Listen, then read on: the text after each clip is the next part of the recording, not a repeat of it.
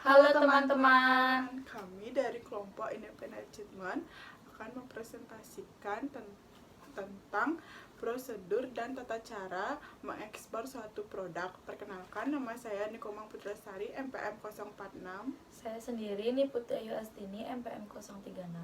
Saya Natalia Agata, NPM 132. Sebelum presentasi, kami akan menampilkan yel-yel kami terlebih dahulu. Halo teman-teman, kita dari kelompok Independent Achievement. Yes. Prosedur dan tata cara mengekspor suatu produk.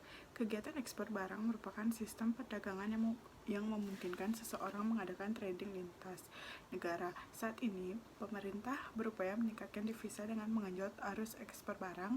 Prosedur ekspor sebenarnya lebih mudah daripada kegiatan prosedur impor, karena saat ini lebih banyak aturan yang mengatur tentang impor daripada tentang ekspor, terutama untuk masalah yang pembayaran pajak.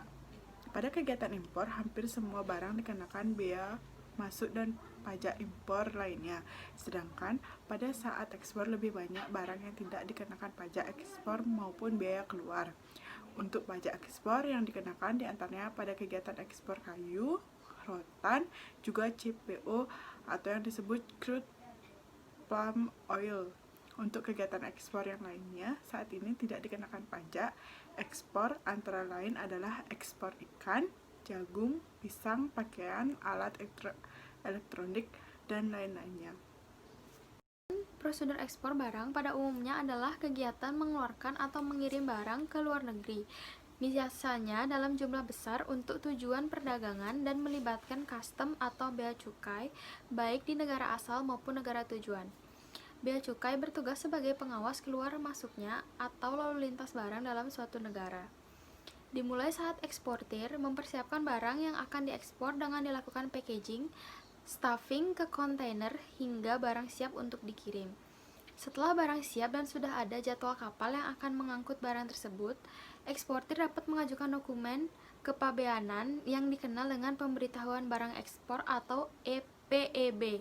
PEB tersebut berisi data barang ekspor, diantaranya yang pertama data eksportir, yang kedua data penerima barang, yang ketiga data custom broker bila ada, yang keempat sarana pengangkut yang akan mengangkut, yang kelima negara tujuan, yang keenam detail barang seperti jumlah dan jenis barang, dokumen yang menyertai, serta kontainer yang dipakai. Adapun tata cara pengajuan PEB oleh eksportir sebagai berikut. Yang pertama, menyertakan laporan pemeriksaan bea dan cukai atau LPBC.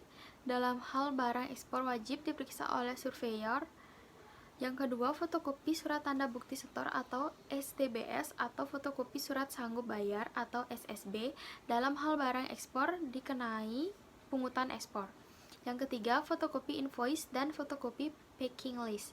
Yang keempat, fotokopi dokumen pelengkap pabean lainnya yang diwajibkan sebagai pemenuhan ketentuan kepabeanan di bidang ekspor.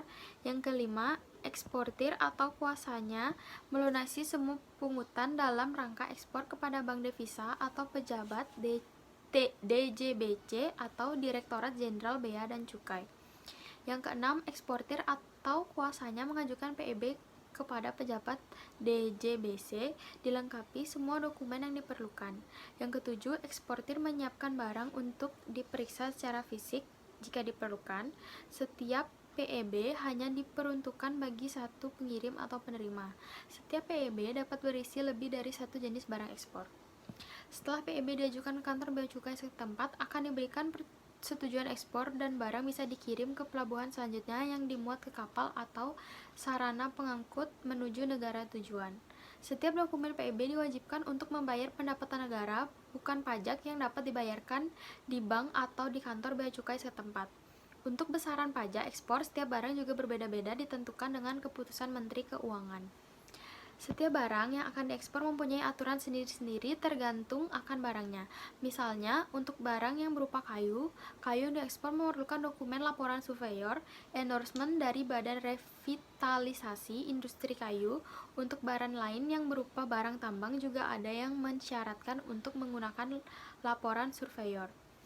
Untuk beberapa barang yang termasuk kategori limbah, ada yang menggunakan kuota. Untuk barang berupa beras disyaratkan apabila kebutuhan dalam negeri telah terpenuhi dan ada izin dari Bulog.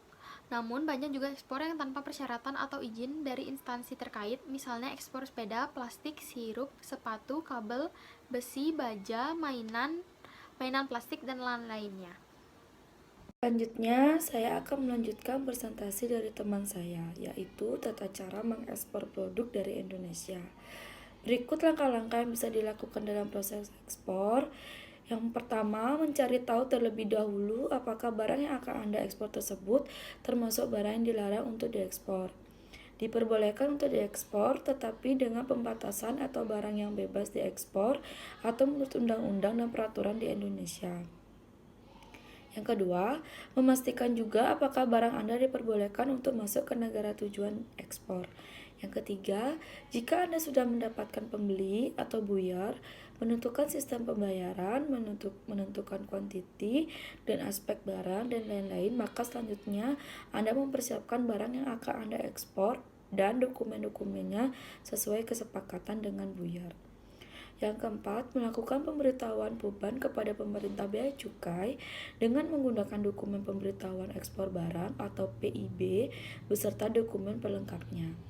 Yang kelima, setelah eksportasi Anda disetujui oleh bea cukai, maka akan diterbitkan dokumen MPA atau nota persetujuan ekspor. Jika sudah terbit MPA, maka secara hukum barang Anda sudah dianggap sebagai barang ekspor. Yang keenam, melakukan stuffing dan mengapalkan barang Anda menggunakan mode transportasi udara atau air kargo, laut, sea kargo, atau darat. Yang ketujuh, mengasuransikan barang atau kargo Anda jika menggunakan tim CIV. Yang terakhir, mengambil pembayaran di bank atau jika menggunakan LC, letter of credit, atau pembayaran di akhir. Selanjutnya, ekspor barang ke luar negeri mempunyai prospek yang cukup menjanjikan khususnya bidang agrobisnis. Apalagi prosedur ekspor cukup mudah. Wilayah Indonesia yang kaya dengan alam dan mineral berpotensi untuk menyerap banyak lapangan kerja. Namun, alangkah baiknya jika Anda melakukan ekspor barang yang sudah jadi sehingga nilai ekonominya lebih tinggi dibanding bahan mentah. Untuk kemudahan Anda, kami menyediakan jasa pengurusan ekspor dengan menggunakan jasa HSH. Anda bisa fokus terhadap usaha Anda tanpa direpotkan dengan urusan ekspor yang memakan waktu dan pikiran. Sekian presentasi dari kelompok kami. Maaf jika presentasi kami jauh dari kata sempurna. Kami ucapkan terima kasih.